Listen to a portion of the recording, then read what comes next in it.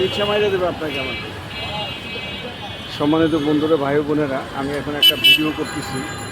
এটা হলো সেই মতিঝিল শাপলা চত্বর, যেই শাপলা চত্বরে, ঐতিহাসিক শাপলা চত্বর, যেখানে হেফাজতের অসহায় এতিম ছেলে মেয়েদের গুলি করে মেরেছে, অত্যাচার করেছে, সেই শাপলা চত্বর, ঐতিহাসিক শাপলা চত্বর। তো সেই শাপলা চত্বরে এখন আমি দাঁড়ানো ভিডিও করলাম। এটা ধনীর এরিয়া, বাংলাদেশে ধনাঢ্য যে ব্যক্তিরা আছে তাদের এলাকা হচ্ছে এটা। এই সেই মতিঝিল শাপলা চত্বর। এখানে রাস্তা ক্রসিং খুব বেশি ঝুঁকির ব্যাপার, কারণ অটোরিক্সা এত বেশি। অটোরিক্সার ব্যাপারে যদি বলতে চাই, মাথা ঘুরে যাবে অটোরিক্সা দেখে। ওরা গাড়ি, বাস গাড়ি বা আপনার প্রাইভেট কার, কাউকে ওরা পাত্তা দিচ্ছে না। ওরা যেভাবে ইচ্ছে সেভাবে টেনে বেড়াচ্ছে। কার গায়ের উপর ফেললো, কাকে সে ধাক্কা দিল, এটা ওর দেখার দরকার নেই। ওর দেখার দরকার ও দ্রুত চলে যাবে, সেটা হচ্ছে অটোর কাজ। দেখবেন অটোর যে কত, আমি 3-4 মিনিট ওয়েট করে তারপর রাস্তা ক্রসিং করতে হয়। আমি এখানে তাই করলাম। এখন ঢাকা শহরে লক্ষ লক্ষ অটো, আলহামদুলিল্লাহ এই অটোর কারণে তার পরিবারের ছেলে মেয়ে বা তাদের জীবিকা নির্বাহ হচ্ছে, আলহামদুলিল্লাহ। এটা একটা কর্ম হিসাবে দেখতে হবে, সন্দেহ নাই। তা ভিডিওটা করলাম এই শখে, যে সেই মতিঝিলের শাপলা চত্বর, এই শুধু হেফাজতের উপর অত্যাচারের কারণে, তাদেরকে কী করার কারণে এই শাপলা চত্বর মানুষ এখন অনেকে চিনেন যে শাপলা চত্বর বলতে ঢাকা শহরের মূল মতিঝিলে সেটা। আর উঁচু উঁচু ব্যাংক, উঁচু উঁচু বিল্ডিং, 22 তলা 24 তলা বিল্ডিং অসংখ্য চারিদিকে। এটা হলো সব ধনী এলাকা। এবং তবে আমি যে একটা কথা বলে থাকি, পৃথিবী টাকার গোলাম। হ্যাঁ বন্ধুরা,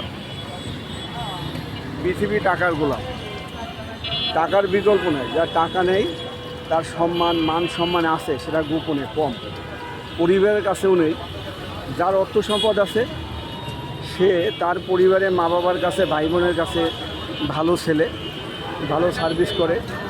হ্যাঁ, সার্ভিসের টাকা তো সামান্য, কিন্তু যারা উপরি পায়, ঘুষ খায়, অন্যায় অনিয়ম টাকা আয় করে, যার অডেল টাকা আছে সে পরিবারের ভালো ছেলে, শ্বশুরবাড়িতে ভালো জামাই, শাশুড়ির কাছে শ্বশুরের কাছে ভালো জামাই, শালা শালের কাছে ভালো দুলাভাই।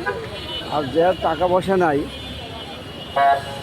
তার কিন্তু ওইভাবে মান মর্যাদা ওইভাবে নেই, কোনো সন্দেহ নাই। এই জন্য আমি একটা কথাই বলি, পৃথিবী টাকার গোলাম। এই জন্য এর মানে এই নয় যে কেউ অবৈধভাবে আয় করুক।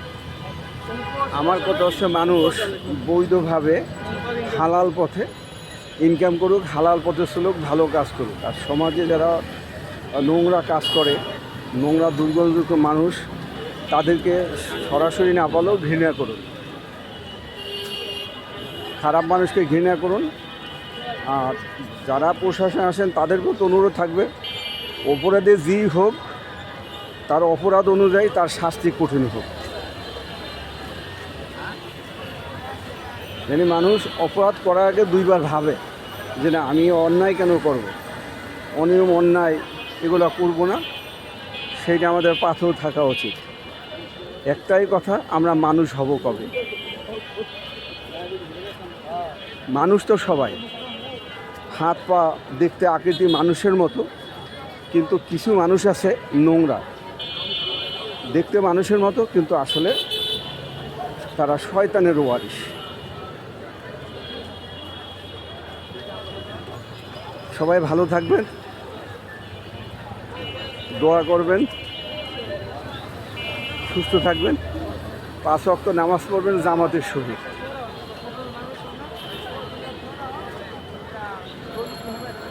এই যে বাবা, তুমি রাস্তার উপরে দোকানটা কেন নিলা বাবা?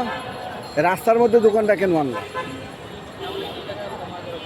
যারাই নিয়ে আসুক, মহাজন আনুক, তার আরেকজনে নিয়ে আসুক, তুমি বাবা এদেশের নাগরিক, তাহলে ফুটপাত তোমাদের দখলে। ফুটপাতের দুই পাশে দোকান বাবা, আমি বলছি ফুটপাতের 2 পাশে দোকান। মানুষ দোকানদারের কারণে হাঁটতে কষ্ট হয়, ধাক্কা লাগে। এর ফাঁকে পকেট মার ক্ষতি করে ফেলে। তারপর বাবা এই দেখো ফুটপাত ওই শেষ, তারপর যদি বাবা তোমরা মূল রাস্তায় দোকান নিয়ে আসো, এটা আসলে বিবেক বাবা, বিবেক, মানুষের বিবেক।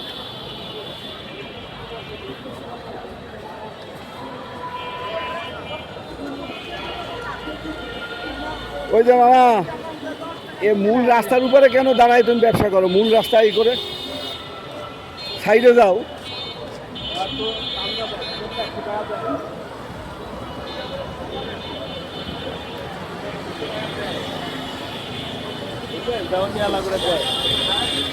তো ঠিক আছে বন্ধুরা, এগুলাই সমাজের অসঙ্গতি।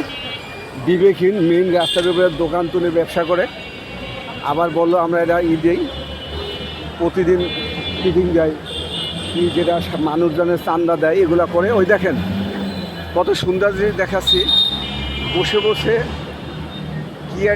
কি একটা নিয়ে পলিথিনে ঢুকাইয়া নেশা করতেছে। 100% অসহায় গরিব মানুষ, কিছুই নাই, ফুটপাতে রাস্তাঘাটে পড়ে থাকে, কখনো কিছু করলে 2 টাকা ইনকাম করলে খেয়ে আর ওই নেশা করে শুয়ে থাকে। এটাও এদের জীবন, এরাও মানুষ। আলহামদুলিল্লাহ, আল্লাহ পাক মানুষকে কত বিদ্যা দিয়ে কতভাবে সৃষ্টি করেছেন। আল্লাহ পাক রব্বুল আলামিন, কোনো শেষ নেই। আল্লাহ হাফেজ বন্ধুরা, ভালো থাকবেন, সুস্থ থাকবেন, অন্যায়কে না বলবেন, সত্যের পথে থাকবেন, সত্যের সন্ধানে সবসময়। যেই অন্যায় করুক আমি অনুরোধ করব, তাদেরকে নিষেধ করবেন না, করবেন বাবা এটা করো না, এভাবে করো। যেটা দেখতে সবার দৃষ্টিকটু, সেটাই অসামাজিক কাজ। তো ভালো থাকবেন, আল্লাহ হাফেজ, আসসালামু আলাইকুম রহমতুল্লাহ।